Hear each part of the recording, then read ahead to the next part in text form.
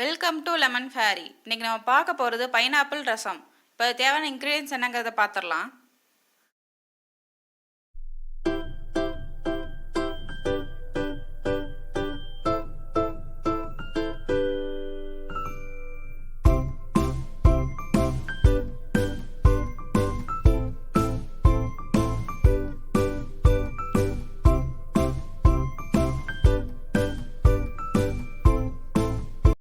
ஒரு cup pineapple பொடி பொடியாக கட் பண்ணி எடுத்து வச்சுருக்கேன்.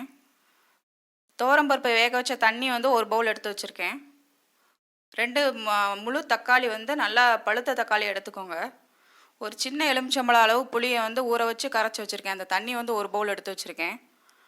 ஒரு அரை டீஸ்பூன் பெருங்காயத்தூள், 1 டேபிள் ஸ்பூன் மிளகு ஜீரகம் நுணுக்கி வச்சுருக்கேன். தேவையான அளவு மல்லித்தலை, ஒரு சின்ன ஒரு குழிக்கரண்டி அளவு பருப்பு எடுத்து வச்சுருக்கேன்.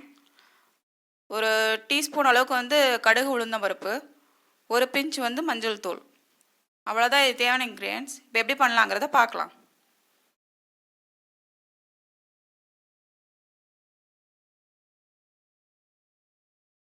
இப்போ பைனாப்பிள், தக்காளி, பருப்பு இந்த 3 மிக்சியில் அரைச்சிடலாம். ஃபஸ்ட்டு பைனாப்பிளை போட்டுறேன் மிக்சியில். அடுத்து தக்காளி போட்டுருங்க. அடுத்து ஒரு கரண்டி வேக வச்ச பருப்பு வச்சுருக்கோம் இல்லையா, துவரம் பருப்பு, அதையும் போட்டுடலாம்.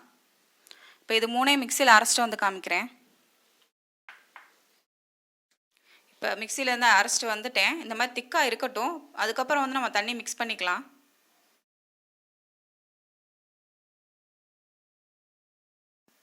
இப்போ அடுப்பை ஆன் பண்ணிடலாம். பேன் அடுப்பில் வச்சிடுறேன். இப்போ அதில் முதல்ல நம்ம புளி தண்ணி ஊற்றிடலாம்.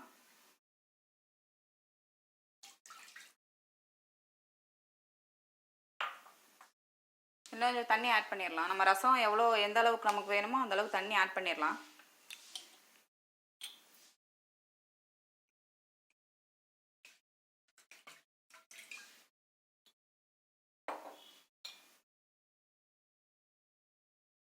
இப்போ அடுத்துட்டு அரைச்சிட்டு வந்தோம் இல்லையா, அதை போட்டுறேன்.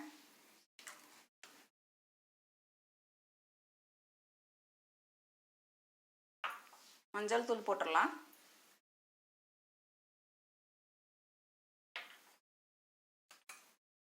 பெருங்காயத்தூள் போட்டுடலாம். இது கொஞ்சம் நல்லா கொதிக்கட்டும். கொஞ்சம் பச்சை வாசம் போகிற வரைக்கும் கொஞ்சம் நல்லா கொதிக்கட்டும். அது வரைக்கும் கொஞ்சம் வெயிட் பண்ணலாம்.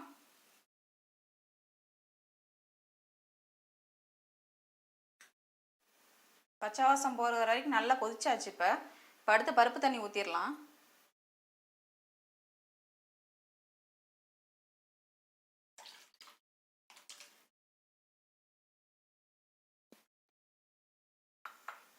தேவையான அளவு உப்பு போட்டுருவோம். ரசத்துக்கு தேவையான அளவு உப்பு போட்டாச்சு. மிளகு ஜீரகத்தூள் நுணுக்கி வச்சுருக்கேன், அதையும் போட்டுடலாம். இப்போ தாளித்து கொட்டிடுவோம்.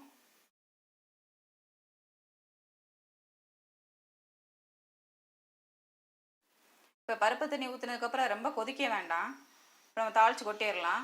பைனாப்பிள் வாங்கும்போது கொஞ்சம் நல்லா ஸ்வீட்டாக இருக்க மாதிரி பார்த்து வாங்கிக்கோங்க. ரொம்ப புளிப்பாக இருந்துச்சுன்னா நீங்கள் தக்காளியும் புளி போடுறதையும் கொஞ்சம் கம்மி பண்ணிக்கோங்க. உப்புமே நான் இதில் கல் உப்பு சேர்த்துருக்கேன். கல் உப்பு ரொம்ப நல்லது உடம்புக்கு. எந்த ஒரு கெமிக்கலும் ஆட் பண்ணாதது. மேக்ஸிமம் பெரும்பாலும் தூள் உப்பு யூஸ் பண்ணுறதா கொஞ்சம் அவாய்ட் பண்ணிடுங்க. அப்படி யூஸ் பண்ணுறதா இருந்தால் பிங்க் சால்ட் யூஸ் பண்ணலாம். அடுப்பை ஆன் பண்ணிட்டேன். 1 டேபிள் ஸ்பூன் நெய் ஊற்றிடுறேன். நெய் கொஞ்சம் காஞ்சவொடனே கடுகு உளுந்தம் பருப்பு போட்டு தாளிச்சிடலாம்.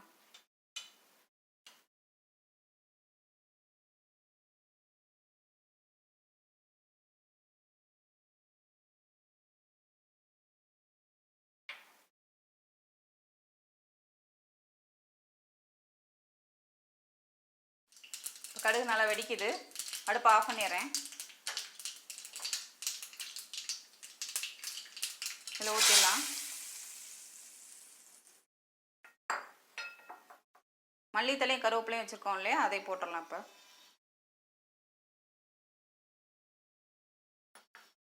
இது கொதிக்கக்கூடாது. லைட்டாக அந்த நுரை வரும் இல்லையா, அந்த ஸ்டேஜில் அடுப்பை ஆஃப் பண்ணிடலாம். இப்போ லைட்டாக அந்த நுரை வர ஆரம்பிக்குது.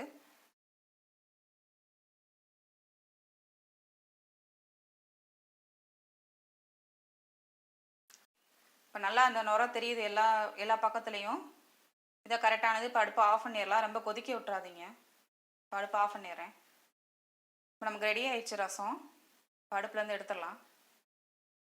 பைனாப்பிள் ரசம் வந்து கண்டிப்பாக எல்லோரும் வீட்டில் ட்ரை பண்ணி பாருங்கள். எப்போவும் ரெகுலராக ஒரே ரசமாக சாப்பிட்றதுக்கு பதில் இந்த ரசம் வந்து கொஞ்சம் வித்தியாசமான டேஸ்ட்டில் இருக்கும். நல்லா வாசமாகவும் இருக்கும். பைனாப்பிள் வந்து உடம்புக்கு வந்து ரொம்ப நல்லது. ஸோ எல்லோரும் கண்டிப்பாக ட்ரை பண்ணி பாருங்கள். இந்த வீடியோ உங்களுக்கு பிடிச்சிருந்தால் லைக் பண்ணுங்கள், ஷேர் பண்ணுங்கள், கமெண்ட் பண்ணுங்கள். மறக்காமல் சப்ஸ்கிரைப் பண்ணிடுங்க. தேங்க்யூ.